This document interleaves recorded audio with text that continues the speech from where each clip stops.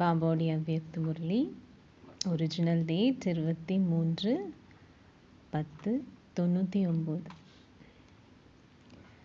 அருள்பவர் ஆகுவதே காலத்தின் அழைப்பாகும். பாபா பல வழிமுறைகள் நமக்கு சொல்கிறாரு. இந்த ஒரு வழிமுறை நீங்கள் யூஸ் பண்ணிங்கன்னா கர்மாத்தீத் ஆகிடலாம். எவ்ரி சண்டே பாபா நமக்கு சொல்லுது. ஸோ இன்னைக்கு பாபா என்ன சொல்கிறாரு? இந்த ஒரு வழிமுறை பாபா சொல்கிறாரு, அருள்பவர் ஆகுவதே காலத்தின் அழைப்பாகும். இன்று பாக்கியத்தின் அதிமேன்மையான அருள்பவரும் சகல சக்திகளை அருள்பவருமான பாப்தாதா இந்த நாட்டிலும் வெளிநாடுகளிலும் இருந்து மதுவனத்திலிருந்து அவர் கூறுவதை கேட்டுக்கொண்டிருக்கும் தனது குழந்தைகள் எல்லோரையும் பார்க்கின்றார். நீங்கள் எல்லோரும் எங்கே அமர்ந்திருந்தாலும் நீங்கள் எல்லோரும் இதயபூர்வமாக தனிப்பட்ட முறையில் பாப் தாதாவின் முன்னால் அமர்ந்திருக்கின்றீர்கள். பாபா சொல்றது, நீங்கள் தனிப்பட்ட முறையில் பாப் தாதாவின் முன்னால் அமர்ந்திருக்கிறீர்கள். பர்சனல் மீட்டிங் தானே ஒவ்வொருத்தருக்கும். எனவே பாப் தாதா எங்கும் உள்ள குழந்தைகள் எல்லோரையும் பார்த்து சந்தோஷப்படுகின்றார். நீங்கள் எல்லோருமே சந்தோஷமாக இருக்கின்றீர்கள் தானே? குழந்தைகளான நீங்களும் சந்தோஷமாக இருக்கின்றீர்கள். பாப் தாதாவும் சந்தோஷமாக இருக்கின்றார். இதயத்தில் உள்ள இந்த நிலையான சந்தோஷம் முழு உலகிலும் உள்ள துன்பங்கள் அனைத்தையும் நீக்கும். உங்களுடைய இதயத்தில் இருக்கக்கூடிய சந்தோஷம் உலகத்தில் இருக்கக்கூடிய துன்பத்தை நீக்கும். எவ்வளோ பெரிய மீடியம் பாபா சொல்ல. இதயத்தில் உள்ள இந்த நிலையான சந்தோஷம் முழு உலகிலும் உள்ள துன்பங்கள் அனைத்தையும் நீக்கும். உங்களின் இதயங்களில் உள்ள இந்த சந்தோஷம் ஆத்மாக்கள் தந்தையின் அனுபவத்தை பெற செய்யும். ஏனென்றால் அவர் ஆத்மாக்கள் எல்லோருக்கும் சதா சேவையாளர் ஆவார். அத்துடன் குழந்தைகளான நீங்கள் எல்லோரும் அவரின் சேவை சகபாட்டிகள் ஆவீர்கள். நீங்கள் எல்லோரும் சகபாட்டிகள் தானே? நீங்கள் தந்தையின் சகபாட்டிகள். எனவே நீங்கள் உலகின் துன்பத்தை மாற்றுவதுடன் சதா சேவை செய்வதில் ஈடுபட்டுள்ளீர்கள். இதுவே சந்தோஷமாக இருப்பதற்கான வழிமுறை ஆகும். நீங்கள் சதா சேவையாளர்கள். நீங்கள் வெறுமனே 4 மணி நேரம் அல்லது 6 மணி நேரம் மட்டும் சேவை செய்பவர்கள் அல்ல. நீங்கள் ஒவ்வொரு வினாடியும் சேவை மேடையில் உங்களின் பாகங்களை நடிக்கும் இறை சகபாட்டிகள் ஆவீர்கள். எப்படி நினைவென்பது நிலையானதோ அதே போல் உங்களின் சேவையும் நிலையானது. நீங்கள் உங்களை நிலையான சேவையாளர்களாக கருதுகின்றீர்களா? அல்லது நீங்கள் 8 மணி நேரத்திற்கு அல்லது 10 மணி நேரத்திற்கு மட்டும் சேவை செய்யும் சேவையாளர்களா? இந்த பிராமண பிறவியானது நினைவு செய்வதற்கும் சேவை செய்வதற்கும் ஆகும். இதைவிட நீங்கள் செய்வதற்கு வேறு ஏதாவது இருக்கின்றதா? அவ கேட்குறாரு, நினைவும் சேவையும் தவிர வேறு ஏதாவது இருக்கா?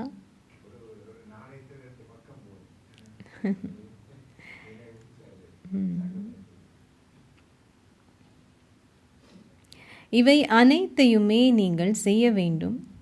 ஒவ்வொரு வினாடியிலும் ஒவ்வொரு மூச்சிலும் நினைவும் சேவையும் ஒன்றாக இருக்க வேண்டியது அவசியம். அல்லது சேவை செய்வதற்கான நேரம் நினைவு செய்யும் நேரத்திலிருந்து வேறுபட்டதா? அப்படி இல்லைத்தானே? உங்களிடம் நல்லதொரு சமநிலை காணப்படுகின்றதா? நீங்கள் 100% சேவை செய்கின்றீர்கள் என்றால் உங்களிடம் 100% நினைவும் இருக்கின்றதா? சேவை செய்யும் பொழுது பாபா கேட்குறாரு, 100% நினைவும் இருக்கா?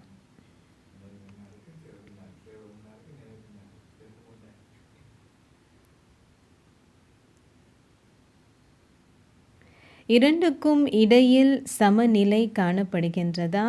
இதில் வேறுபாடு இருக்கின்றது தானேன் பாபா சொல்றார். ஒரு கர்மயோகி என்றால் நினைவில் இருந்த வண்ணம் செயலை செய்பவர் என்று அர்த்தம்.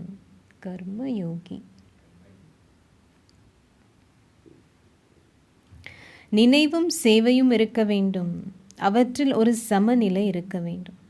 சில வேளைகளில் நீங்கள் செய்யும் சேவையை விட உங்களின் நினைவானது அதிகமாக இருப்பதாக கூடாது. அல்லது உங்களின் சேவை சில வேளைகளில் உங்களின் நினைவை விட அதிகமாக இருக்கக்கூடாது. ஆத்மாவும் ஷரீரமும் இந்த மேடையில் இருப்பதனால் அவை இரண்டும் ஒன்றாக இருக்கின்றன. அவற்றை பிரிக்க முடியுமா? ஆத்மா உடல் எப்படி இருக்கு, அது போல இருக்கணும்னு சொல்றாரு உங்களுடைய நினைவும் சேவை. அதே போல் நினைவும் சேவையும் ஒன்றிணைந்திருக்க வேண்டும். நினைவு என்றால் தந்தைக்கு சமமாகுதல் என்று அர்த்தம். பாபா இன்னைக்கு நினைவுக்கு ஒரு டெஃபினேஷன் சொல்றாரு. நினைவென்றால் தந்தைக்கு சமம் ஆகுதல் என்று அர்த்தம். உங்களின் சுயமரியாதையின் நினைவும் இருக்க வேண்டும். ஸோ நினைவில் 2 இதில் தந்தைக்கு சமமாகிறது, இன்னொன்று சுயமரியாதை. நீங்கள் தந்தையை நினைவு செய்தால் இயல்பாகவே நீங்கள் உங்களின் சுயமரியாதையையும் நினைவு செய்வீர்கள். யாருடைய குழந்தை? உங்களிடம் சுயமரியாதை இல்லாவிட்டால் உங்களால் சக்தி வாய்ந்த நினைவை கொண்டிருக்க முடியாது. பலவீனங்கள் இருக்கும் அங்கே. இப்போ பாபாவை நினைவு செய்யும். சக்திசாலி நினைவு இருக்கா? சுயமரியாதை என்றால் தந்தைக்கு சமமாக இருத்தல் என்ற அர்த்தம். சம்பூர்ணமான சுயமரியாதை என்றால் தந்தைக்கு சமமாகுதல் என்ற அர்த்தம். இத்தகைய நினைவை கொண்டிருக்கும் குழந்தைகள் சதா அருள்பவர்கள் ஆவார்கள். அவர்கள் எடுப்பவர்களாக இருக்க மாட்டார்கள். ஏன் தந்தைக்கு சமம் அப்படின்னு சொன்னால் ஒரு அடையாளம் என்ன சொல்றார் பாபா? அருள்பவராக இருப்பாங்க, எடுப்பவர்களாக இருக்க மாட்டார். அவர்கள் அருள்பவர்களாக தேவியர்களாக இருப்பார்கள். இன்று நீங்கள் எந்த அளவிற்கு அருள்பவர்கள் ஆகியுள்ளீர்கள் என பார்ப்பதற்கு பாப் தாதா குழந்தைகள் எல்லோருடைய ஸ்திதிகளையும் சோதித்தார். எதையும் எடுப்பதை பற்றி தந்தையால் ஒருபோதும் நினைக்க முடியாது. தந்தையால் நினைக்க முடியாது. அப்பாவுக்கு எப்பாவது இருக்குமா ஒரு எண்ணம் ஆகுது, இதை எடுக்கணும், குழந்தைகள்கிட்ட இதை எடுக்கணும் அப்படின்னு. அவர் சதா வழங்குவதை பற்றியே நினைக்கின்றார்.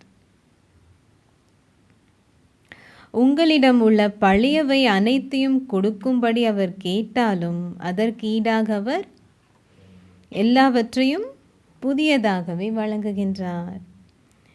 பெறுவதென்றால் தந்தைக்கு கொடுத்தல் என்று அர்த்தம். எனவே தற்போது பாப்தாதா குழந்தைகளின் ஒரு தலைப்பை மிகவும் விரும்புகின்றார். அந்த டைம் தான் அது ஆரம்பிச்சது, call of time dialogues. Specially அந்த விஐபி ஆத்மாக்களுக்கு அந்த மாதிரி டயலாக் பண்ணிகிட்டு இருந்தாங்க. எங்கேயும் சரி, மதுபனில் ஃபஸ்ட்டு மதுபனில் ஆரம்பித்து அப்புறம் மற்ற இடங்கள்லையும் ஆரம்பித்தது. ஸோ பாபா சொல்கிறது, அந்த தலைப்பு என்ன? இந்த தலைப்பு வெளிநாட்டவர்களால் தேர்ந்தெடுக்கப்பட்டது. அந்த தலைப்பு என்ன? காலத்தின் அழைப்பு. இந்த பாபா முன்னாடி இந்த தலைப்பை சொல்லியிருக்காரு முரளிகளில். அதை வச்சு தான் இந்த டைலாக் பண்ணது. பாபா திரும்பியும் சொல்வது வெளிநாட்டவர்கள் சொன்னது அப்படின்னு. தற்சமயம் குழந்தைகளான உங்களின் காலத்தின் அழைப்பு என்னவென்று பாப் தாதாவும் பார்த்தார். தற்சமயம் காலத்தின் அழைப்பு என்னவென்று உங்களால் புரிந்து கொள்ள முடியும். உங்களை பற்றி சிந்தித்து பாருங்க.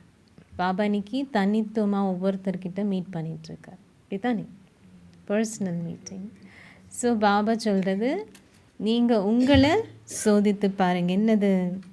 நீங்கள் சேவைக்காக சொற்பொழிவுகள் வழங்குகின்றீர்கள், தொடர்ந்தும் அப்படி செய்கின்றீர்கள் தானே? எவ்வாறாயினும் உங்களை பற்றி உங்களிடமே கேட்டு பாருங்கள். என்ன கேட்கணும்? என்ன கேட்கணும்?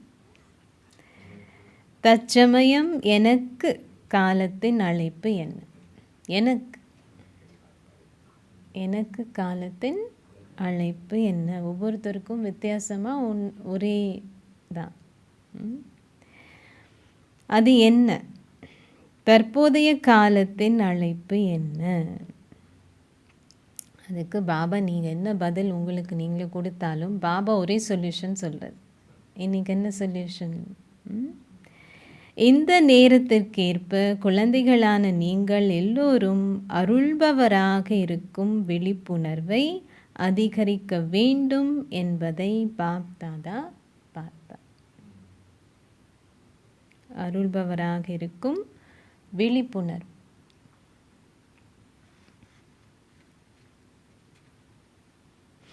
சுய முன்னேற்றத்தை பொறுத்தவரையும் எல்லோரிலும் அன்பு வைத்திருப்பதை பொறுத்தவரையும் அருள்பவராக இருக்கும் உணர்வுகள் உங்களுக்குள் புலப்படும் வகையில் வெளிப்படுகிறதா? மற்றவர்கள் யாராக இருந்தாலும் அல்லது அவர்கள் எப்படிப்பட்டவர்களாக இருந்தாலும் பாபாவுக்கு தெரியலன்னு இல்லை, பாபா எல்லாம் பார்க்குறாரு, ரைட்? அதில் பாபா சொல்ல, மற்றவர்கள் யாராக இருந்தாலும் அல்லது அவர்கள் எப்படிப்பட்டவர்களாக இருந்தாலும் நீங்கள் அருள வேண்டும். இன்னைக்கு இதை நல்லா அண்டர்லைன் பண்ண, நீங்கள் அருள வேண்டும். அருள்பவர் சதா, அருள்பவர்னா என்னென்னு பாபா சொல்ல, சதா எல்லையற்ற மனோபாவத்தை கொண்டிருப்பார். இன்னும் கொஞ்சம் பேருக்கு மட்டும், இந்த அளவு மட்டும், இப்படி இல்லை. அருள்பவர் சதா எல்லையற்ற மனோபாவத்தை கொண்டிருப்பார், எல்லைக்குட்பட்ட மனோபாவத்தை அல்ல. அருள்பவர் சதா நிரம்பி இருப்பார், அத்துடன் நிரம்பி வழிவார். நிரம்பி இருந்தால் மட்டும் பத்தாது, அப்போ கொடுக்க கொடுக்க குறைஞ்சிரும். வழிஞ்சிட்டே இருந்ததுன்னா அது நிரம்பி அப்படியே இருக்கும். பாபா சொல்லுது, அருள்பவர் சதா நிரம்பி இருப்பார், அத்துடன் நிரம்பி வழிவார். அருள்பவர் சதா மாஸ்டர், மன்னிப்பு கடலாக இருப்பார். நான் நோட் பண்ணுறீங்களா அருள்பவர்னா என்னன்னு? சதா எல்லையற்ற மனோபாவம், நிரம்பி வழிவார், அதுக்கப்புறம் மாஸ்டர், மன்னிப்பு கடல்களாக. இந்த காரணத்தினால் உங்களின் எல்லைக்குட்பட்ட சம்ஸ்காரங்கள் அல்லது மற்றவர்களின் சம்ஸ்காரங்கள் வெளிப்பட்டிருக்காது, ஆனால் அவை அமிழ்ந்தே இருக்கும். மன்னிப்பு கடலாகும் போது நான் அருள வேண்டும், மற்றவர்கள் கொடுத்தால் என்ன கொடுக்காவிட்டால் என்ன, நான் அருள வேண்டும். எந்த ஒரு சம்ஸ்காரத்தின் ஆதிக்கத்தின் கீழ் உள்ள எந்த ஓர் ஆத்மாவிற்கும் நீங்கள் உதவி செய்ய வேண்டும். அப்போது எவருடைய எல்லைக்குட்பட்ட சம்ஸ்காரங்களும் உங்கள் மீது தாக்கத்தை ஏற்படுத்தாது. கொடுக்கணும் அப்படின்ற பாவனை எப்போவுமே இருந்ததுன்னா அவங்களுடைய சம்ஸ்காரங்களுடைய ஆதிக்கத்தில் நம்ம வரமாட்டோம். புரியுதா பாபா என்ன சொல்கிறாரு?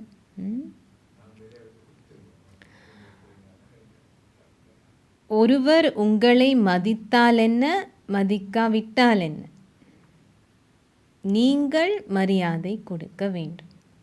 முடியுமா?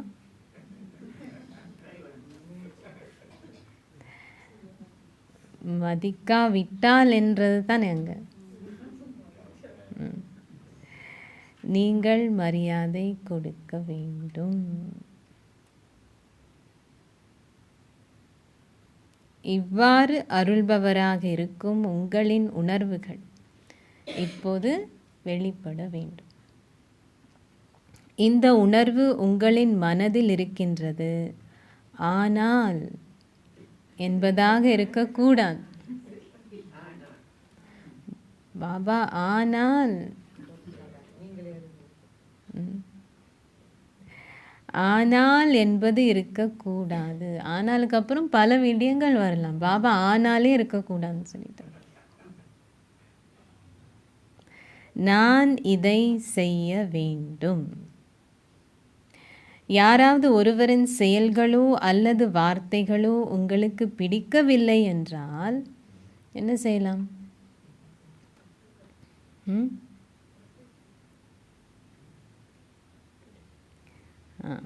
அவற்றை ஏற்றுக்கொள்ளாதீர்கள். ஏற்றுக்கொள்ளும் சக்தின்னு ஒன்று இருக்கு, ஏற்றுக்கொள்ளாததுக்கு ஒரு சக்தி. ஏற்றுக்கொள்ளும் சக்தி பாபா நமக்கு கொடுத்து, ஏற்றுக்கொள்ளாததுக்கு பாபா சொல்றது, யாராவது ஒருவரின் செயல்களோ அல்லது வார்த்தைகளோ உங்களுக்கு பிடிக்கவில்லை என்றால் அவற்றை ஏற்றுக்கொள்ளாதீர்கள். கெட்டுப்போன எதையும் நீங்கள் எடுப்பீர்களா? உங்களின் மனதில் அதை கிரகித்தல் என்றால் அதை எடுத்துக்கொள்ளுதல் என்று அர்த்தம். நீங்கள் அதை பற்றி சிந்திக்க ஆரம்பிக்கிறோம், அதை பற்றி கொஞ்சம் பாதிப்பு இருக்கு உள்ளுக்குள்ளார் அப்படின்னு சொன்னால் என்ன அர்த்தம்? எடுத்துட்டோம், ரைட்? அது உங்களின் தலையேனும் தொடக்கூடாது. ஒரு காதில் போய் இன்னொரு காதில் விடுறது இருக்கட்டும், உள்ளே எடுக்காதீங்கன்னு சொல்லல்பா. அந்த விடயம் உங்களின் தலைக்குள் பிரவேசிக்கவே அனுமதிக்காதீர்கள். மீனிங் அதை பற்றி ஒரு எண்ணமும் இருக்கக்கூடாது. தலையிலே பிரவேசிக்கலைன்னா என்ன அர்த்தம்? இதுதான், ஒரு எண்ணம் கூட எடுக்கக்கூடாது. அது தீயதாக இருக்கும்போது, அது நல்லதில்லை என்னும்போது உங்களின் தலைக்குள் அல்லது இதயத்திற்குள் அதை எடுத்துக்கொள்ளாதீர்கள், அதை கிரகிக்காதீர்கள். அதற்கு பதிலாக இது செய்யக்கூடாது. ஆனால் என்ன செய்யணும்? என்ன செய்யணும்? அதற்கு பதிலாக ஒரு அருள்பவராகி நல்லாசிகளையும் தூய உணர்வுகளையும் கொண்டிருங்கள். அதுக்கு பதிலாக என்ன உருவாக்கணும்? உள்ளுக்குள்ளார நல்லாசிகள், தூய உணர்வுகள்.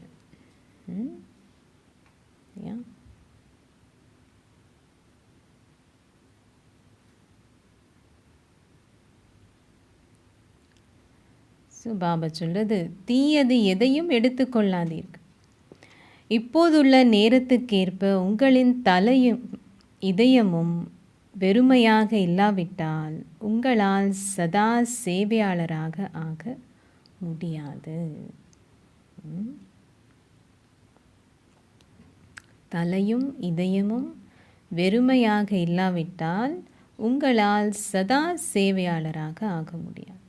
உங்களின் தலையும் இதயமும் ஏதாவது ஒன்றில் மும்முரமாக ஈடுபட்டிருக்கும் போது அவற்றால் என்ன சேவையை செய்ய முடியும்? பாபாவுடைய கருவின்னு சொன்னால் நம்ம காலியாக இருக்கணும் இல்லையா? நம்மளே ஏதோ பிஸியாக இருக்குன்னா பாபா நம்மளை எப்படி யூஸ் பண்ண முடியும்? பாபா நம்மளை யூஸ் பண்ணுறதுக்கும் நம்மளுடைய புத்தி இதயம் எல்லாம் ஃப்ரீயாக இருக்கணும். ஸோ பாபா சொல்கிறது வெறுமையாக இருக்கணும். உங்களின் எண்ணங்கள், வார்த்தைகள், செயல்களால், அதாவது உங்களின் தொடர்பில் உள்ளவர்களுடனும் உறவினர்களுடனும் நீங்கள் பழகும் முறையால் உங்களால் சேவை செய்ய முடியும். ஒவ்வொரு வினாடியும் ஓர் அருள்பவராக, ஒரு சேவையாளராக ஆகுங்கள். உங்களின் தலையை வெறுமையாக வைத்திருப்பதன் மூலம் உங்களால் சேவை செய்வதில் தந்தையின் சகபாட்டியாக இருக்க முடியும். உங்களின் இதயத்தை சதா சுத்தமாக வைத்திருப்பதன் மூலம் சேவை செய்வதில் உங்களால் தந்தையின் சதா சகபாட்டியாக இருக்க முடியும். நீங்கள் எல்லோரும் செய்துள்ள சத்தியம் என்ன? ஸோ 2 விடயம் பாபா சொல்கிறது. தலையை வெறுமையாக்கணும், இதயத்தை சுத்தமாக, ஹெட் கிளியர், ஹார்ட் க்ளீன்.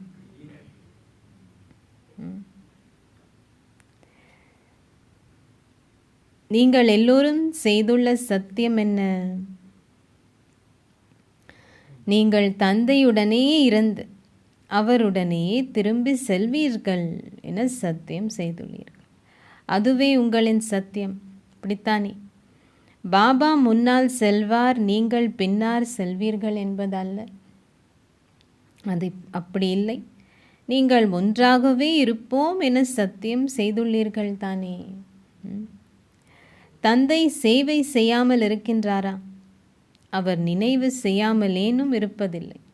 பாபாவும் நினைவு செய்கிறாரு. யாரு? தந்தை சேவை செய்யாமல் இருக்கின்றாரா? அவர் நினைவு செய்யாமலேனும் இருப்பதில்லை. நீங்களும் பாபாவை போல் நினைவு செய்கின்றீர்கள். ஆனால் முயற்சி செய்தே அவ்வாறு இருக்கின்றீர்கள்.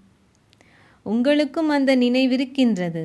ஆனால் முயற்சியுடனும் கவனம் செலுத்துவதன் மூலமும் அது நிகழ்கின்றது. தந்தைக்கு வேறு என்ன இருக்கின்றது? ஆத்மாக்களான நீங்கள் மட்டுமே பரமாத்மாவிற்கு இருக்கின்றீர்கள். ஸோ பாபாவும் எவ்வளோ நினைவு செய்கிறாரு குழந்தைகளை. ஆனால் நம்ம சிரமத்தோடு நினைவு செய்கிறோம். பாபாவுக்கு வேறு யார் இருக்காருன்னு சொல்கிறார். ஆமாம், ஆத்மாக்கள் எல்லோரும் வரிசைக்கிரமமானவர்களே.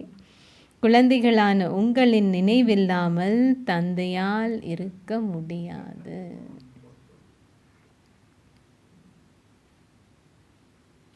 குழந்தைகளான உங்களின் நினைவில்லாமல் தந்தையால் இருக்க முடியாது. குழந்தைகளான உங்களை நினைக்காமல் தந்தையால் இருக்க முடியுமா?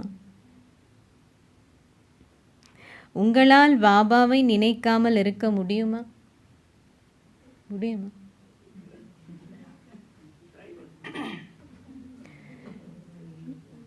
தந்தையால் முடியாதுன்னு சொல்றாரு. குழந்தைகள், சில வேளைகளில் நீங்கள் குறும்புத்தனம் செய்கின்றீர்கள். பாபா குறும்புத்தனம் சொல்றார். ஸோ எனவே நீங்கள் எதை கேட்டீர்கள்? இன்னைக்கு பாபாவுடைய பாடம் என்ன? ஓர் அருள்பவர் ஆகுங்கள் என்பதே காலத்தின் அழைப்பாகும். இதுவே மிகவும் அவசியமாக உள்ளது. பாபா எப்படி கூப்பிட்றாமோ நம்மளை பாருங்க. ஹே எமது விசேடமான இஷ்ட தெய்வங்களே என்பதே உலகில் உள்ள ஆத்மாக்கள் எல்லோரினதும் அழைப்பாகும். இஷ்ட தெய்வங்கள்னு தெரியும் தானே? குலதெய்வம் தான் இஷ்டம். சில பேர் குலதெய்வம் தான் இஷ்ட தெய்வமாக இருக்காது. அவங்களுக்கு பர்சனலாக ஒன்று இருக்கும் தானே, பாக்கெட்டில் வச்சுருப்பாங்க இல்லையா? அந்த கோவிலுக்கு தான் போவாங்க, அந்த விரதம் தான் வைப்பாங்க. மீனிங் அது எப்போவுமே குலதெய்வமாக இருக்கும்னு சொல்ல முடியாது. ஒருத்தருக்கு வித்தியாசமாக இருக்கும் தானே. ஸோ பாபா சொல்கிறது அதெல்லாம் நீங்கள் தான் சொல்கிறார் பாபா. நீங்களே அந்த விசேடமான இஷ்ட தெய்வங்கள். அப்படித்தானே? அப்படித்தானே? ஏதாவது ஒரு ரூபத்தில் நீங்களே ஆத்மாக்கள் எல்லோருடைய விசேடமான இஷ்ட தெய்வங்கள் ஆவீர்கள். எனவே ஆத்மாக்கள் எல்லோருடைய அழைப்பும் ஹே விசேடமான இஷ்ட தெய்வங்களே, தேவிகளே, மாற்றத்தை ஏற்படுத்துங்கள் என்பதாகும். இந்த அழைப்பு உங்களுக்கு கேட்கின்றதா?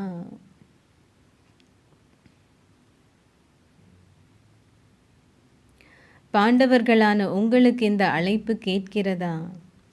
இந்த அழைப்பு கேட்டதும் நீங்கள் என்ன செய்கின்றீர்கள்? உங்களுக்கு அதை கேட்கக்கூடியதாக இருப்பதனால் நீங்கள் ஏதாவது சத்கதி அளிக்கின்றீர்களா? அல்லது ஆமாம் நாம் அதை செய்வோம் என சிந்தித்து கொண்டிருக்கின்றீர்களா? யாராவது உதவி கேட்டால் நம்ம உடனே போவோமா? இல்லை கொஞ்ச நேரம் நான் வரேன் அப்படின்னு சொல்லுவீங்களா? அல்லது ஆமாம் நாம் அதை செய்வோம் என சிந்தித்து கொண்டிருக்கின்றீர்களா? உங்களுக்கு இந்த அழைப்பு கேட்கின்றதா? காலத்தின் அழைப்பை பற்றி நீங்கள் மக்களுக்கு சொல்கின்றீர்கள், ஆனால் ஆத்மாக்களின் அழைப்பை நீங்கள் வெறுமனே கேட்கின்றீர்கள்.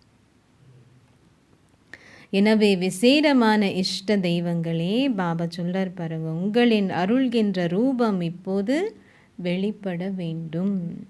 நீங்கள் இப்போது அருள வேண்டும்.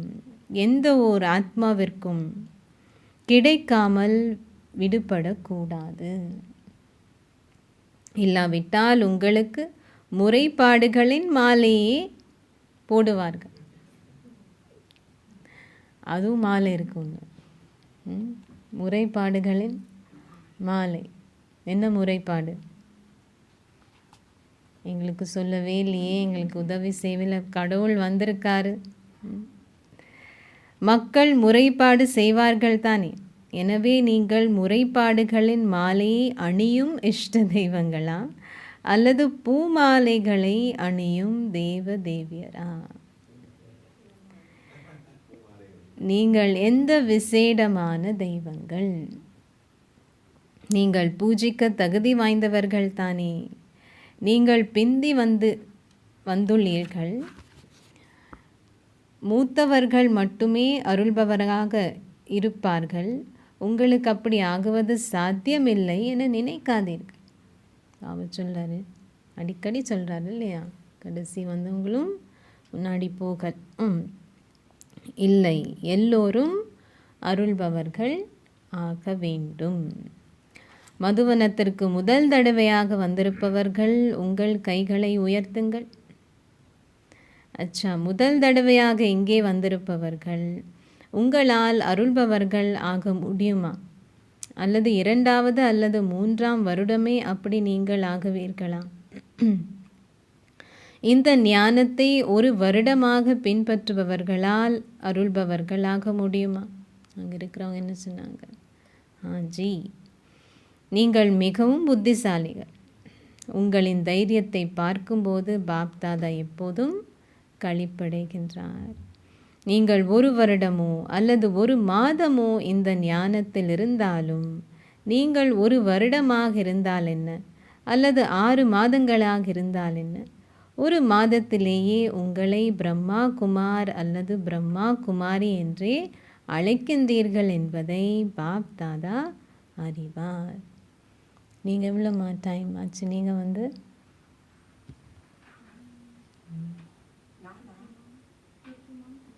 ஒரு மாதம்.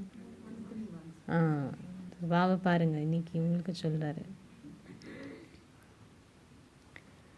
அதனால் ஒரு பிரம்மா குமார் அல்லது பிரம்மா குமாரியாக இருத்தல் என்றால் தந்தை பிரம்மாவின் ஆஸ்திக்கான உரிமையை பெறுதல் என்று அர்த்தம். நீங்கள் பிரம்மாவை உங்களின் தந்தையாக ஏற்றுக்கொண்டதும் நீங்கள் ஒரு குமார் அல்லது குமாரி ஆகுகின்றீர்கள். எனவே பிரம்மா குமாரர்களும் பிரம்மா குமாரிகளுமான நீங்கள் சிவ தந்தையினதும் பிரம்மா பாபாவினதும் ஆஸ்திக்கான உரிமையை பெற்றுக்கொள்கின்றீர்கள். அல்லது ஒரு மாதமே ஆகியவர்கள் ஆஸ்தியை பெறமாட்டார்களா? ஒரு மாத வயதானவர்கள் ஆஸ்தியை பெறுவார்களா? நீங்கள் உங்களின் ஆஸ்தியை பெற்றிருப்பதனால் நீங்கள் மற்றவர்களுக்கு அதை வழங்குவதற்கு அருள்பவர்கள் ஆகுவீர்கள் தானே. ஸோ பாபா கிட்ட வந்த உடனே பாபா நமக்கு என்ன நீங்கள் அருள்பவர்கள். நீங்கள் எதை பெற்றீர்களோ அதை மற்றவர்களுக்கு வழங்க ஆரம்பிக்க வேண்டும். அப்படித்தானே? நீங்கள் தந்தையுடன் ஒரு இணைப்பை ஏற்படுத்தி அவரை உங்களின் தந்தையாக கருதினால் ஒரு நாளில் கூட உங்களால் உங்களின் ஆஸ்தியை பெற்றுக்கொள்ள முடியும். ஒரு நாளில் கூட. ஆனால் அதுக்கு என்னது? தந்தையாக கருதினார். நேற்று பாபா சொன்ன பாபாவை இனங்கண்டு நினைவு செய்கிறது. இது நல்லது, ஏதோ சக்தி இருக்கின்றது, எனக்கு புரிகிறது, ஆனால் இது போதுமானதல்ல என சிலர் நினைக்கின்றார்கள். குழந்தைகளே ஆஸ்திக்கான உரிமையை பெற்றுக்கொள்கின்றார்கள், வெறுமனே புரிந்து அதனை அவதானிப்பவர்கள் அல்ல. நீங்கள் உங்களின் இதயபூர்வமாக பாபாவை உங்களின் தந்தை என ஏற்றுக்கொண்டீர்கள் என்றால் ஒரு நாளிலேயே உங்களின் ஆஸ்திக்கான உரிமையை உங்களால் பெற்றுக்கொள்ள முடியும். நீங்கள் எல்லோரும் இத்தகையவர்கள் தானே? நீங்கள் எல்லோரும் பிரம்மா குமாரர்களும் பிரம்மா குமாரிகளும் தானே? அல்லது நீங்கள் இன்னமும் இப்படி ஆகிக் கொண்டிருக்கின்றீர்களா? நீங்கள் அப்படி ஆகிவிட்டீர்களா? அல்லது அப்படி ஆகுவதற்காக இங்கே வந்திருக்கின்றீர்களா? எவராலும் உங்களை மாற்ற முடியுமா? பிரம்மா குமாரர்களும் பிரம்மா குமாரிகளும் ஆகுவதற்கு பதிலாக நீங்கள் வெறுமனே குமாரர்களும் குமாரிகளும் ஆகுவது சாத்தியமா? பிரம்மா குமாரர்களும் பிரம்மா குமாரிகளும் ஆகுவதில் அதிகளவு நன்மை உள்ளது. இது ஒரு பிறவிக்குரிய நன்மை அல்ல, ஆனால் பல பிறவிகளுக்கான நன்மையாகும். நீங்கள் அரை பிறவிக்கு அல்லது உங்களின் பிறவியின் காலவாசி பாகத்திற்கே முயற்சி செய்கின்றீர்கள், ஆனால் நீங்கள் பெறும் வெகுமதியோ பல பிறவிகளுக்கானது. நன்மையை தவிர வேறு எதுவும் இல்லை. தற்போதைய நேரத்துக்கேற்ப பாப்தாதா குறிப்பாக உங்களின் கவனத்தை ஒரு விடயத்தை நோக்கி இருக்கின்றார். என்னது? ஏனென்றால் அவர் சதா குழந்தைகளான உங்களின் பெறுபேறுகளை பார்த்து கொண்டிருக்கின்றார். உங்களுக்கு மிக நல்ல தைரியம் இருப்பதை உங்களின் பெறுபேறுகளிலேயே பாபா கண்டார். உங்களுக்கு மிக நல்லதோர் லட்சியமும் உள்ளது. எவ்வாறாயினும் உங்களின் லட்சியத்துக்கேற்ப உங்களின் லட்சியத்திற்கும் அதன் தகைமைகளுக்கும் இடையே ஒரு வேறுபாடு காணப்படுகின்றது. லட்சியம் என்னவோ இருக்கானா, அதுக்கு தகைமைகள். முதல் இலக்கத்தை கோர வேண்டும் என்பதே உங்கள் எல்லோருடைய லட்சியமும் ஆகும். உங்களின் லட்சியம் 21 பிறவிகளுக்கான ராஜ்ய பாக்கியத்தை பெறுவதா, சூரிய வம்சத்துக்குரியவர் ஆகுவதா, அல்லது சந்திர வம்சத்துக்குரியவர் ஆகுவதா என உங்களில் எவரிடம் பாப்தாதா கேட்டாலும் நீங்கள் எல்லோரும் எதற்கு கை உயர்த்துவீர்கள்?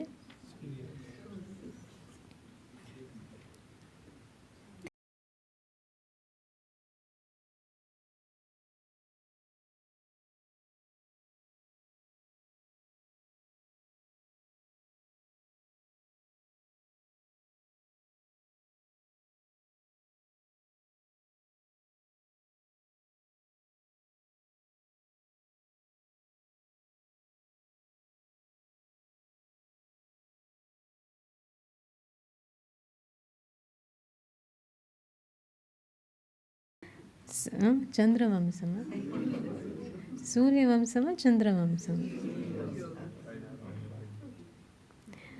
சூரிய வம்சத்தினர் ஆகுவதற்கே யாராவது சந்திர வம்சத்தினர் ஆக விரும்புகின்றீர்களா?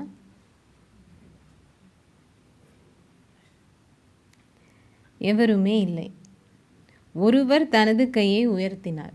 அங்கே இருக்கிறவங்க யாரும் ஒரு பாக்கியசாலி ஆத்மா.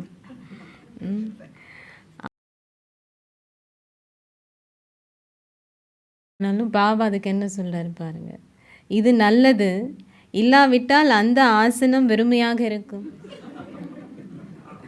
அந்த சீட்டுக்கும் யாராவது வேணும் தானே. பாபா இவ்வளோ அழகா சொல்றாரு. யாருடைய சுயமரியாதையும் பாபா எப்படி இழக்காம பார்த்துக்கிறாரு பாரு. மற்றவங்க எல்லாம் அப்போ என்ன சொல்லுவாங்கன்னு இல்லை, ஆனாலும் பாபா அவருக்கு எவ்வளோ அழகாக சொல்கிறார். அப்போ அந்த சீட் காலியாக இருக்குமே, நல்லதுன்னு சொல்கிறார். எனவே உங்கள் எல்லோருக்கும் மிக நல்லதோர் லட்சியம் உள்ளது. சூரிய வம்சத்தில் வரணும் அப்படின்னு கவனம் செலுத்துவது அவசியம். அப்போது உங்களின் தகைமைகள் உங்களின் லட்சியத்துக்கேற்ப இருக்கும். இதற்கான காரணம் என்ன? நீங்களே சில வேளைகளில் எடுப்பவர்களாக மட்டும் ஆகுகின்றீர்கள் என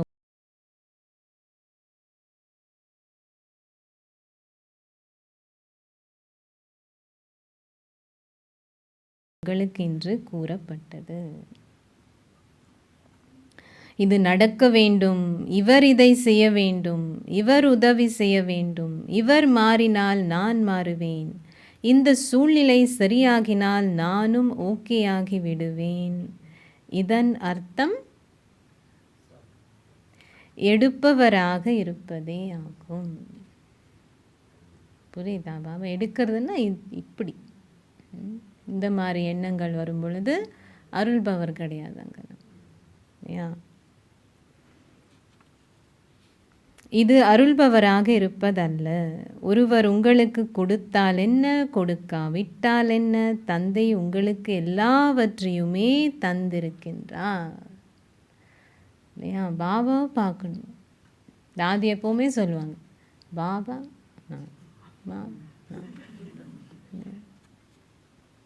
இப்போ எல்லாமே இருக்குது. அப்படியே அங்கே வெளியில் பார்த்தோன்னு தான் பாபா என்ன சொல்கிறாரு, ஒருவர் உங்களுக்கு கொடுத்தால் என்ன, கொடுக்காவிட்டால் என்ன, தந்தை உங்களுக்கு எல்லாவற்றையுமே தந்திருக்கின்றார். தந்தை யாருக்காவது சிறிது அதிகமாகவும் இன்னொருவருக்கு சிறிது குறைவாகவும் தந்துள்ளார்.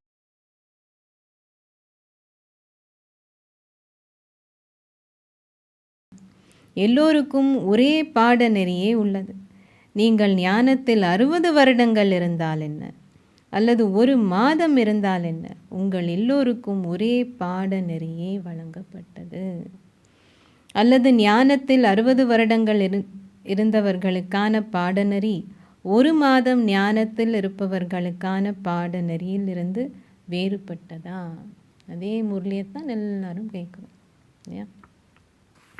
இன்று நீங்கள் கற்கின்ற அதே பாடநெறியை அவர்களும் கற்றார்கள்.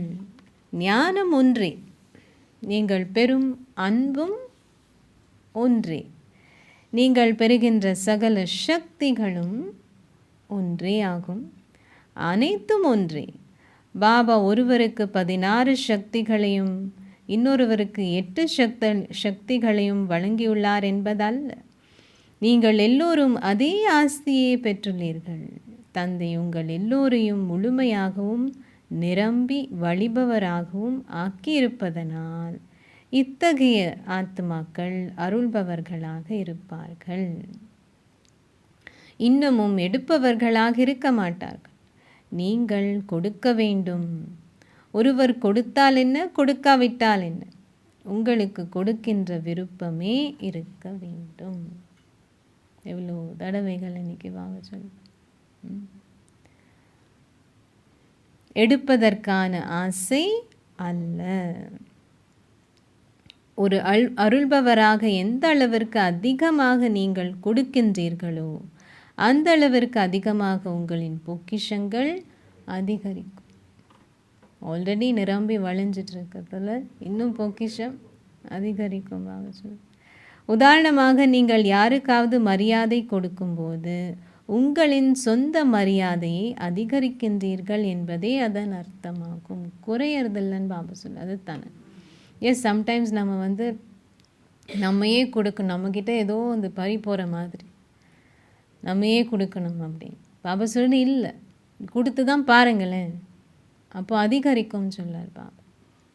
அதனால் பாபா சொல்லார், இங்கே கொடுத்து பாருங்கள், அப்போ என்னாகும், இன்னும் அதிகரிக்கும். உதாரணமாக, நீங்கள் யாருக்காவது மரியாதை கொடுக்கும்போது உங்களின் சொந்த மரியாதையை அதிகரிக்கின்றீர்கள் என்பதே அதன் அர்த்தமாகும். ஒருத்தவங்க நமக்கு கொடுக்கல, நம்மளும் கொடுக்கல அப்படின்னு சொன்னால் அங்கே என்ன ஆகுது, அங்கே நம்ம இன்னும் இழக்கிறோம். ஆனால் நமக்கு கொடுக்கல, ஆனால் நம்ம கொடுக்குறோம் அப்படின்னு சொன்னால் நம்ம இன்னும் அதிகரிக்குங்க. கணக்கு வேறு. வழங்குவதென்பது வழங்குவதல்ல, ஆனால் கொடுப்பதென்றால் எடுப்பது என்ற அர்த்தம். எடுக்காதீர்கள், ஆனால் அதற்கு பதிலாக கொடுங்கள். இது பெறுவதை ஒத்ததாகும். எனவே காலத்தின் அழைப்பு என்னவென்று நீங்கள் புரிந்து கொண்டீர்களா? ஒரு அருள்பவர் ஆகுங்கள். அருள்பவர் என்ற ஒரு வார்த்தையை நினைவில் வைத்திருங்கள். என்னத்தான் நடந்தாலும் அருள்பவர் என்ற ஒரு வார்த்தையை நினைவில் வைத்திருங்கள். ஆசைகளின் அறிவே இல்லாதவராக இருங்கள். சூக்ஷ்மமான முறையிலோ அல்லது பௌதீகமான முறையிலோ எதையும் பெறுவதற்கு எந்த விதமான ஆசையும் இருக்கக்கூடாது. மற்றவங்களை பார்க்கும் பொழுது தான் இந்த இதெல்லாம் ஆசை. பாபா நானும் அப்படின்னு இருந்தோன்னா எந்த ஆசையும் தானே, கொஞ்சம் எல்லா ஆசையும் நிறைஞ்சிட்டுது. பாபா இருந்தாலே எல்லாமே நிறைஞ்சிட்டு. மற்றவங்களை பார்க்கும் பொழுது தான் என்ன இது அது இது அது. ஸோ பாபா சொல்கிறது, சூக்ஷ்மமான முறையிலோ அல்லது பௌதிகமான முறையிலோ எதையும் பெறுவதற்கு எந்த விதமான ஆசையும் இருக்கக்கூடாது. ஓர் அருள்பவர் என்றால் முற்றிலும் ஆசைகளின் அறிவே இல்லாதவர். இங்கே இன்னொரு பாபா ஆட் பண்ணுறார். முதல்ல எவ்வளோ சொன்னார் இல்லையா, அருள்பவர்னா என்ன என்ன. இப்போ இங்கே இன்னொன்று சொல்கிறது பாபா, முற்றிலும் ஆசைகளின் அறிவே இல்லாதவர், நிரம்பி இருப்பவர் என்று அர்த்தம். நீங்கள் பெற வேண்டும் என்ற ஆசையை கொண்டிருக்கும் அளவிற்கு உங்களிடம் எதுவும் குறைவாக இருக்காது. நீங்கள் சகல பேறுகளாலும் நிரம்பி வழிவீர்கள். எனவே உங்களின் லட்சியம் என்ன? அது நிரம்பி இருக்க வேண்டும் என்பது தானே. அல்லது உங்களுக்கு எது கிடைத்தாலும் நீங்கள் சந்தோஷப்படுவீர்களா? நிரம்பி இருத்தல் என்றால் முழுமை அடைதல் என்று அர்த்தம். இன்று வெளிநாட்டில் உள்ளவர்களுக்கு ஒரு வாய்ப்பு கொடுக்கப்பட்டுள்ளது. இது நல்லது. வெளிநாட்டில் இருப்பவர்கள் முதல் வாய்ப்பை எடுத்துள்ளார்கள். எனவே நீங்களே விசேடமான அன்பிற்குரியவர்கள் ஆவீர்கள். ஏனைய அனைவருக்கும் பாரதத்திலிருந்து வர வேண்டாம் என கூறப்பட்டுள்ளது. அந்த டைமில் ஸ்பெஷலாக அந்த 90s தான் அது ஆரம்பித்தது. ஸ்பெஷலாக ஃபஸ்ட்டு மீட்டிங் அக்டோபரில் எப்போவுமே டபுள் ஃபாரினர்ஸ் மீட்டிங். அதுவும் அது ஓம் சாந்தி பவனில் தான் நடக்கும். சாந்தி பவனில் கூட இல்லை, ஓம் சாந்தி பவன். பிகாஸ் சின்ன குறைவாக இருப்பாங்க நம்பர்ஸ். ஸோ ஓம் சாந்தி பவனில் நடக்கும். வெறும் டபுள் ஃபாரினர்ஸ்க்கு. வெளிநாட்டில் இருப்பவர்கள் அனைவரும் இதற்கு அழைக்கப்பட்டுள்ளார்கள். பாப்தாதா குழந்தைகள் எல்லோரையும் நினைவு செய்கின்றார். ஆனால் இரட்டை வெளிநாட்டவர்கள் எல்லோருடைய தைரியத்தையும் பார்க்கும்போது அவர் சந்தோஷப்படுகின்றார். தற்சமயம் அந்தளவு குழப்பம் உங்களுக்கு கிடையாது. இப்போது ஒரு வேறுபாடு காணப்படுகின்றது. ஆரம்பத்தில் இந்திய கலாச்சாரம் மற்றும் வெளிநாட்டு கலாச்சாரம் என நீங்கள் கேள்விகள் கேட்பதுண்டு. ஸ்பெஷலி வெஸ்டர்ன் பாடிஸில் இருக்கிறவங்களுக்கு இருக்கும் தானே, பார்த்ததே இல்லை அவங்க இந்த மாதிரி கலாச்சாரம். ஸோ கொஞ்சம் அப்படி இருந்திருக்கலாம். நல்ல பாபா சொல்றார், இப்போ அது இல்லை. இப்போது நீங்கள் எல்லாவற்றையும் மிக தெளிவாக புரிந்து கொண்டுள்ளீர்கள். இப்போது நீங்கள் பிராமண கலாச்சாரத்தை சேர்ந்தவர்கள். இது இந்திய கலாச்சாரமும் இல்லை, வெளிநாட்டு கலாச்சாரமும் இல்லை. இது இப்போது பிராமண கலாச்சாரம். இந்திய கலாச்சாரம் சிறிது சிக்கலை ஏற்படுத்தும், ஆனால் பிராமண கலாச்சாரம் இலகுவானது. பிராமண கலாச்சாரம் என்பது உங்களின் சுயமரியாதையை பேணுவதுடன் சுய ராஜ்ய உரிமையை பெற்றுக்கொள்வதாகும். பிராமண கலாச்சாரம்னு என்னன்னு சொல்கிறார் பாபா? சுயமரியாதையை பேணுவதும் சுயராஜ்ய உரிமையை பெற்றுக்கொள்வதும் ஆகும். இதுவே பிராமண கலாச்சாரம். நீங்கள் இதை விரும்புகின்றீர்கள் தானே?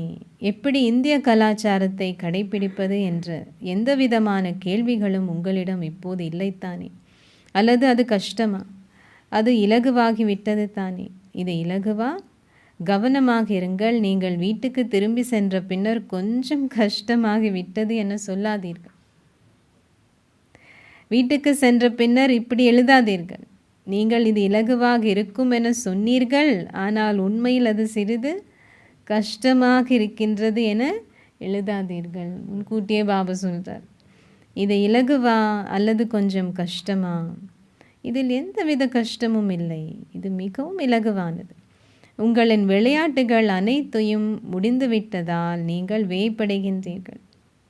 நீங்கள் இப்போது மிகவும் பலசாலிகள் ஆகிவிட்டீர்கள். உங்களின் குழந்தை பருவ விளையாட்டுகள் முடிவடைந்து விட்டன. நீங்கள் அனைவரும் இப்போது அனுபவசாலிகள் ஆகிவிட்டீர்கள். பழையவர்கள் எந்த அளவிற்கு பலசாலிகள் ஆகுகின்றார்களோ அந்த அளவிற்கு புதியவர்களும் பலசாலிகள் ஆகுவார்கள். நீங்கள் ஒருவரை ஒருவர் முன்னேற செய்வது நல்லது. நீங்கள் மிக நல்ல முயற்சிகளை செய்கின்றீர்கள். நீங்கள் தாதிகளிடம் நடந்த சம்பவங்களை பற்றி இப்போதெல்லாம் கூறுவதில்லைத்தானே? இப்போது நீங்கள் தாதிகளிடம் கதைகளையும் சம்பவங்களையும் கூறுகின்றீர்களா? இப்போது அது குறைந்து விட்டது. ஒரு வேறுபாடு உள்ளதல்லவா? தாதி ஜான்கியிடம் பாபா கேட்குறாரு, ஒரு வேறுபாடு இருக்குதானே? உங்களிடம் இப்போல்லாம் கதைகள் வந்து சொல்கிறதில்ல தானேன்னு பாபா கேட்குறாரு. எனவே இப்போது நீங்கள் நோய்வாய்ப்படக்கூடாது. இந்த கதைகளாலும் சம்பவங்களாலுமே உங்களுக்கு நோய் வருகின்றது. கேட்டு கேட்டே தாதிகளுக்கு இப்போது அவை அனைத்தும் முடிந்துவிட்டன. நீங்கள் நன்றாக இருக்கின்றீர்கள். உங்கள் எல்லோரிடமும் சிறந்த விசேடமான நற்குணங்கள் உள்ளன. உங்களின் இதயங்களில் சுத்தம் மிகவும் நன்றாக உள்ளது. நீங்கள் எதையும் உள்ளே வைத்திருப்பதில்லை. நீங்கள் அவை அனைத்தையும் நீக்கிவிடுகின்றீர்கள். சூழ்நிலை எதுவாக இருந்தாலும் நீங்கள் அதை நேர்மையாக பேசுகின்றீர்கள். இது இப்படி இல்லை, இது இப்படி உள்ளது. ஸ்பெஷலி பாபா ஃபாரினர்ஸ்க்கு அது ஒரு முக்கியமான சிறப்பு இயல்புன்னு சொல்லுவார். என்ன? உண்மையாக இருக்கு, நேர்மையாக இருக்கிறது. எப்படி இருக்கோ அது அப்படியே சொல்கிறது. நீங்கள் எல்லாவற்றையும் உள்ளதை உள்ளவாறே சொல்கின்றீர்கள். இந்த சிறப்பு இயல்பு நல்லது. இதனாலேயே தந்தை கூறுகின்றார், அவர் உண்மையான சுத்தமான இதயத்தைட்டு களிப்படைகின்றார். ஆமாம் என்றால் ஆமாம், இல்லை என்றால் இல்லை. நீங்கள் வேறு எதையும் ஏற்றுக்கொள்ள மாட்டீர்கள். இந்தியன்ஸுக்கு இப்படி தலையாட்டுவாங்கல்ல, அது ஆமாவா இல்லையானே தெரியாது. அது போல் இல்லைன்னு சொல்கிறாரு பாபா. இங்கே இருக்கிறவங்க டபுள் ஃபாரினர்ஸ்க்கு ஆமான்னா ஆமாம், இல்லைன்னா இல்லை. நீங்கள் வேறு எதையும் ஏற்றுக்கொள்ள மாட்டீர்கள். நீங்கள் கட்டாயத்தின் பேரில் செய்யப்படுவதில்லை, நீங்கள் செயல்படுவதில்லை. நீங்கள் பாதையை பின்பற்றினால் அது முழுமையாக பின்பற்றுகின்றீர்கள், இல்லை என்றால் பின்பற்றுவதில்லை. பாதி பக்தி, பாதி இப்படி அப்படிலாம் இருக்கு. வந்தால் வந்தது, இல்லைன்னா இல்லை, அப்படி அந்த மாதிரி. குழந்தைகள் எல்லோரும் கடிதங்கள் மூலமாகவோ அல்லது மற்றவர்களின் மூலமாகவோ அனுப்பிய அன்பையும் நினைவுகளையும் பாப்தாதா ஏற்றுக்கொண்டார்.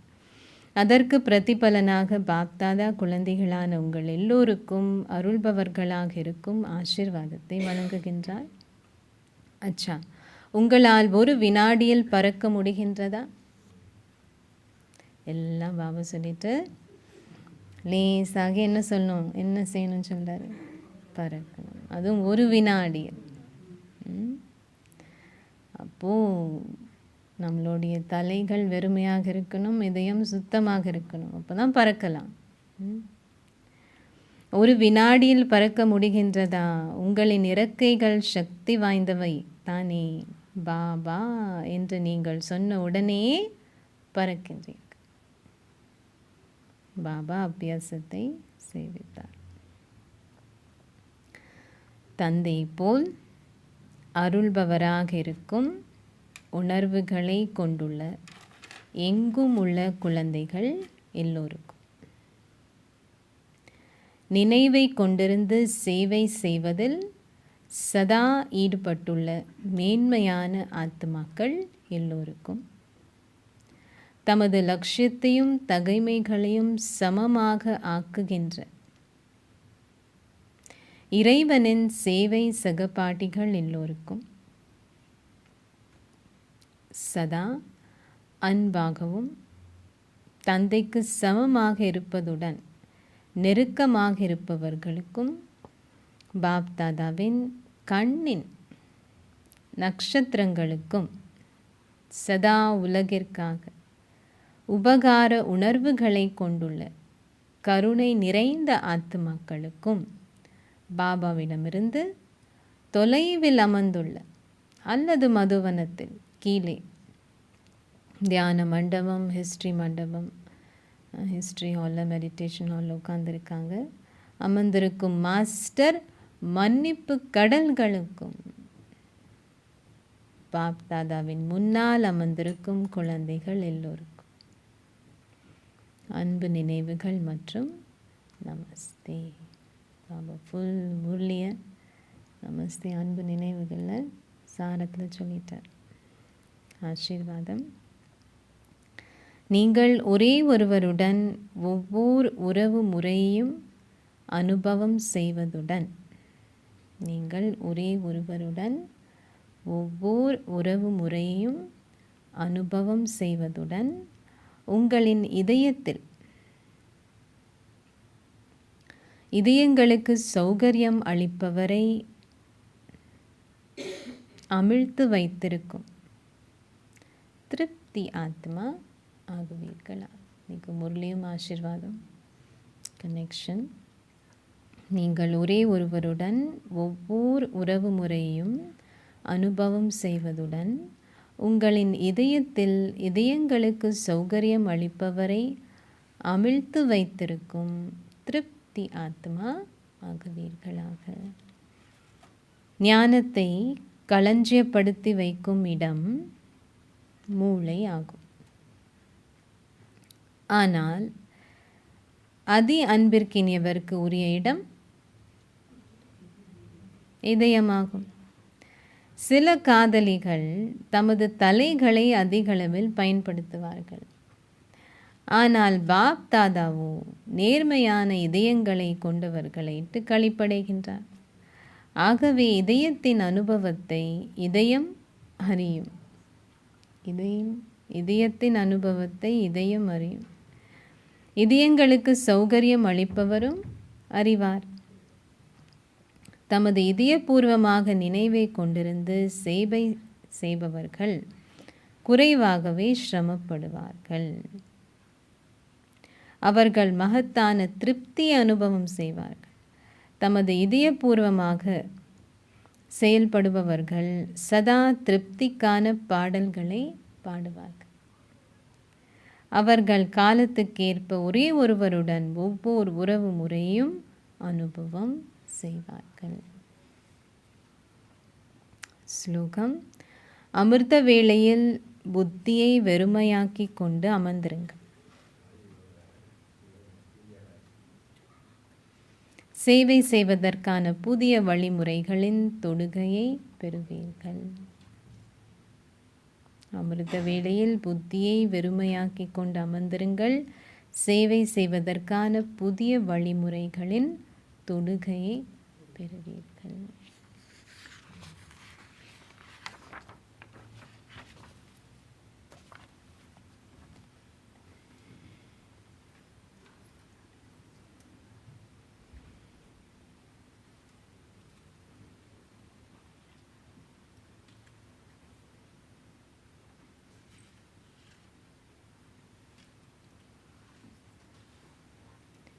निकोडिया अव्यक्त समीकरण पॉइंट.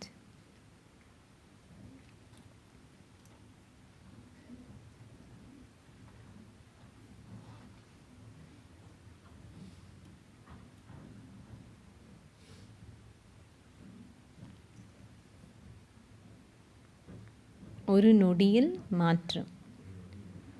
உங்கள் முன் எந்த சூழ்நிலை வந்தாலும் அது ஒரு நொடியில் மாற வேண்டும் என்ற நோக்கத்தை எப்போதும் கொண்டிருங்கள்.